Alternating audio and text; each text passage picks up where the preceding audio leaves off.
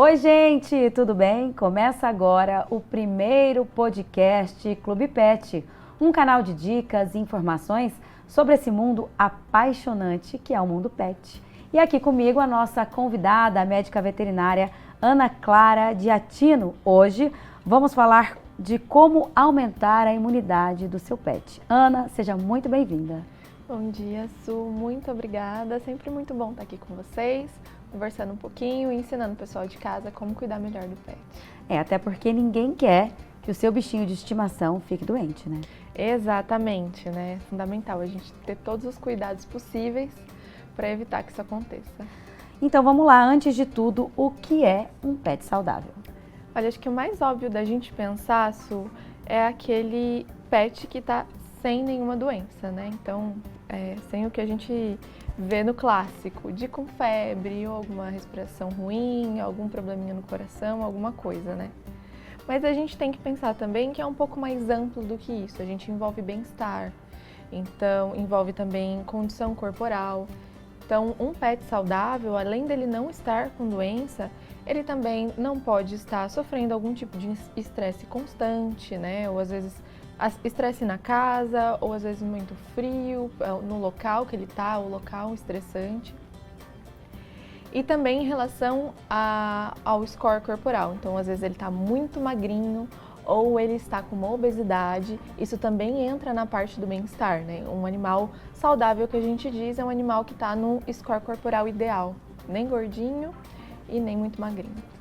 Então, como saber que essa imunidade está baixa? Se ele começar a ficar muito doente, é um sinal. Sim, então, a manifestação da imunidade baixa sua, ela pode variar um pouquinho de acordo com o animal, né?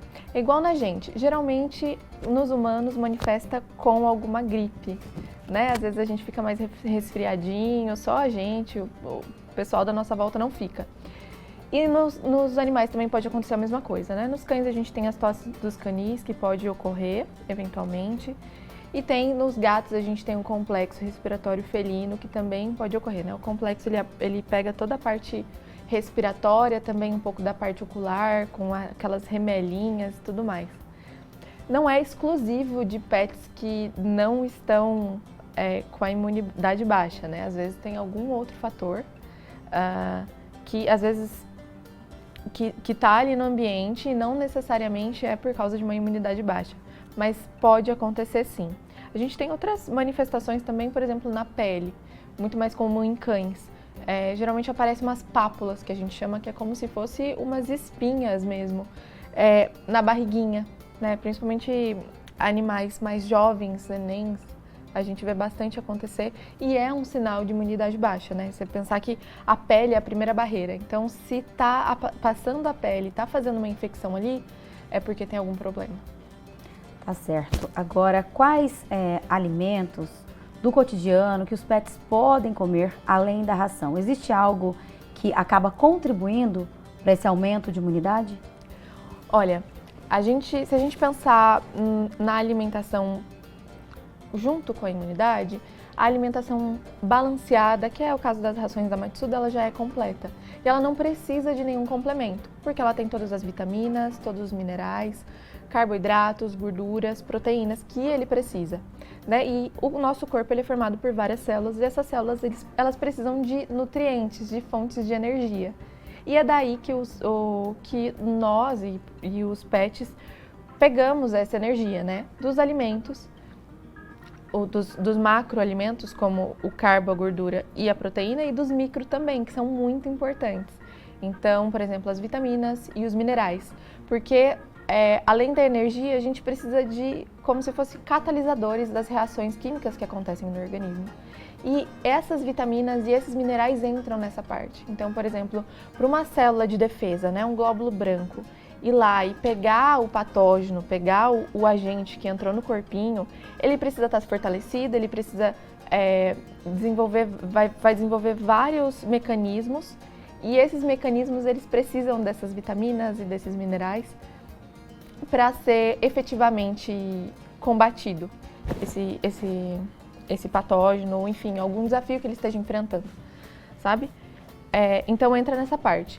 A gente pode dar um pouquinho a mais de alguma outra coisa? A gente pode, respeitando a regra dos 10%.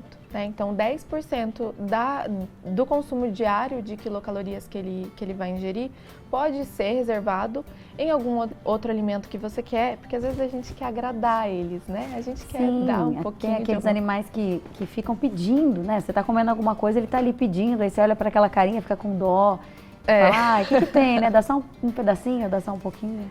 Desde que permitido e desde que esteja dentro dos 10%, pode, né? Mas a gente tem que tomar cuidado também, Su, com essa fala de ficar com dó, às vezes, quando a gente está comendo. Porque muitas vezes eles não podem, ou muitas vezes não é o horário que é o ideal para eles. Às vezes alguma coisa pode ser tóxica. Fico muito preocupada quando isso ocorre, por exemplo, em ceia de Natal, ou até mesmo no almoço de domingo, alguma coisa assim, que o conteúdo da mesa é calórico, naturalmente a gente já faz comida com bastante tempero, com alho, com cebola, essas coisas são tóxicas para eles, né? Então a gente tem que reservar apenas o ideal para eles. Nessa questão dos 10%, aí a gente pode colocar frutinha, então, por exemplo, banana pode moderadamente, né? Mas, por exemplo, morango, uva é proibido. Mas melão também pode dar, são frutas refrescantes que eles geralmente gostam. De legume a gente tem o chuchu, pode usar também cenoura, são permitidos e eu acho que incrementa de um jeito legal. Pode usar o petisco também, então, por exemplo, um sachê ou até mesmo um biscoitinho, dentro dos 10% não tem muito problema, tá? Importante se atentar para essas dicas para não errar de jeito nenhum com o seu animalzinho, né, Ana? Porque, agora, que daí a gente entra, né? Se a gente der muito a mais do que os 10%, ou ele pode comer menos ração, e aí ele fica com uma desnutrição, né, ao longo do tempo, ou ele pode agregar a caloria, comer a quantidade de ração que ele precisa mais o petisco. Então ele vai acumular gordura, e a gente está falando de animais pequenos, né? Um gato aí numa média de 4 quilos. Se a gente for dando muito petisco para ele, ele alcança o grau de obesidade num tempo curto, né? Num tempo rápido relativamente do que comparado com nós, né? Então é muito necessário a gente calcular por causa disso. Tá certo. Como fazer então com que o ambiente de casa se torne mais saudável para os pets? Olha, aí a gente já tem que pensar, além da alimentação, pensar no ambiente como um todo, no bem-estar.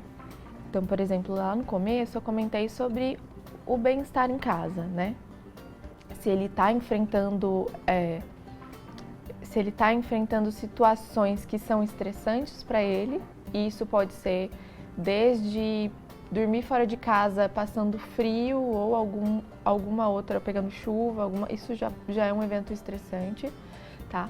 Ou também algum outro animal na casa. Então, por exemplo, gatinhos, tem gatos que eles não são tão sociáveis. Eles não gostam muito de outros animais. Tem uns que são super adaptados, mas tem aqueles que ficam um pouco mais ameaçados, se sentem ameaçados quando tem presença de um cachorro ou quando tem presença de algum outro animal, até mesmo de outro gato. Então, pensando nesse ambiente, é legal a gente separar, deixar o mais confortável para eles possível, né? Tudo dentro adaptando dentro do ambiente que ele está. E também a gente pode pensar em outros aspectos de bem-estar dentro de casa, né? A questão da comida, a questão do ambiente. E a gente tem também a questão do conforto pensando dentro de casa. Se a gente está falando de animais de apartamento, às vezes eles estão protegidos, estão bem alimentados, mas a gente precisa também fornecer algumas estratégias para que ele não acabe ficando no tédio, né? Alguma coisa que distraia ele, que ele possa ocupar a mente. Então aí é legal a gente fazer um enriquecimento ambiental nessa casa. Se é gato, colocar prateleira para ele poder ficar subindo, para ele poder ter algumas atividades fora dos horários que a gente não está em casa. Tá certo.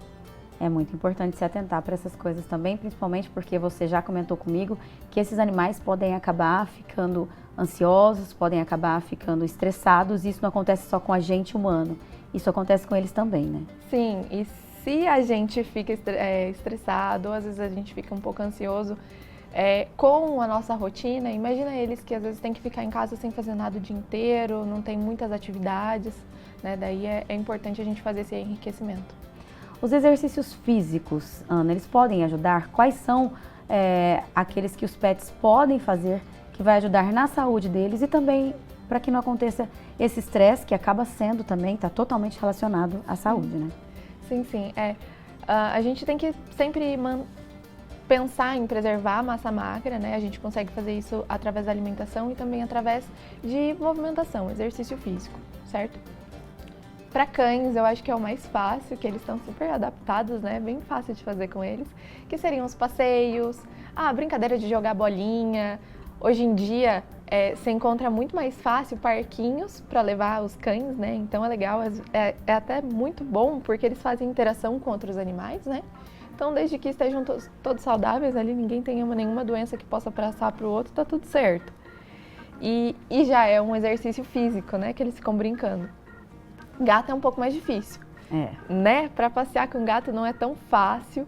Por exemplo, eu tinha uma gatinha que ela gostava de passear. A gente colocava lá na coleira, ela adorava. Saía lá pro pátio e era super bem adaptada. Só que não são todos que fazem, né? Então eu acho que aí entra aquela recomendação que a gente falou, das prateleiras. Deixar bastante prateleiras para ele ir subindo, para ele ir interagindo, até mesmo para ele se sentir mais confortável, porque o gato ele gosta de olhar por cima, né, para ele não se sentir ameaçado. Então entra nessas duas questões, já na atividade física e já no conforto. E deve ser fácil implantar essas prateleiras tanto na casa como no apartamento. Sim, bem possível, é bem possível. Às vezes até dá para adaptar em casa com as prateleiras que você já tem, né, colocar de um jeito legal, dá para colocar na sala, dá para colocar no quarto, em qualquer lugar é bem fácil mesmo de adaptar. Legal. E a vermifugação e a vacinação dos nossos pets? Qual a importância e quais que a gente precisa manter sempre em dia para que ele continue saudável, para que a imunidade dele continue ok? Então, sempre quando a gente fala de vacina, a gente fala de prevenção, né? E a gente tem as essenciais. A primeira é a da vacina da raiva, né? Essa é para todos os animais, tanto cão quanto gato, e é essa que geralmente as prefeituras fornecem, né? Graças a Deus a gente tem essa ajuda da prefeitura, até porque ela é uma zoonose, então se eles pegarem também pode ter o risco de passar pra gente. E é um caso que não tem cura. Pegou raiva, não tem como voltar atrás, né? Infelizmente vem a óbito. Além dessa vacina, a gente tem a polivalente. Então, para gatinhos, né, tem a V3, a V4, a V5. E para os cães, a gente já pensa aí numa V9, numa V10, tá? E daí vai contemplar tudo. Questão de frequência, né, hoje em dia a gente já tem uns guidelines que nos atualizaram quanto à frequência e que ela depende muito do estilo de vida do animal. Então, por exemplo, a da raiva, a gente tem que vacinar todos os anos, sem exceção. As polivalentes, às vezes a gente já consegue fazer um manejo individualizado. Então, muitas vezes gatos que não têm tanta exposição podem ficar num período um pouco maior de que 1 ano, talvez 2 anos, 3 anos, sem revacinação. Gatos que têm mais desafios no ambiente, eles já necessitam um pouco mais de uma frequência maior dessas vacinas, e o mesmo vai para cães, né? Se o cão está exposto a ratos, por exemplo, que passa a leptospirose, o indicado já é para fazer a V10, que tem com a maior quantidade de cepas da leptospirose, e ela tem que ser vacinada todos os anos. Então, para esse cão, essa frequência é específica. Vermifugação é a mesma coisa, a gente não tem uma frequência específica, Su. A droga que vai usar é muito individualizada também, porque hoje a gente já não usa mais aquele conceito de que eles precisam ser vacinados a cada 6 meses, né? Muitas vezes é um animal de apartamento, é um animal que não enfrenta desafios, um animal que não está em convívio com outros animais. E você fazer essa frequência a cada 6 meses rigorosamente, às vezes pode até trazer uma resistência para esse parasito que está nele e não ser interessante, né? Porque às vezes a gente não está usando a droga ideal e tudo mais. Como médica veterinária, a gente sempre preconiza fazer um exame de fezes antes. faz os exames de fezes, identifica qual agente que tem ali, né? Se ele é sintomático, e aí sim a gente prescreve dentro dessas condições dele, tá? Então, essa frequência, assim, é bem individualizada, tanto para cães quanto para gatos. Tá, você falou em prevenção, né? Então, quando é que quando é que nós devemos levar os nossos pets ao médico veterinário e também fazer esses exames de prevenção? Qual a importância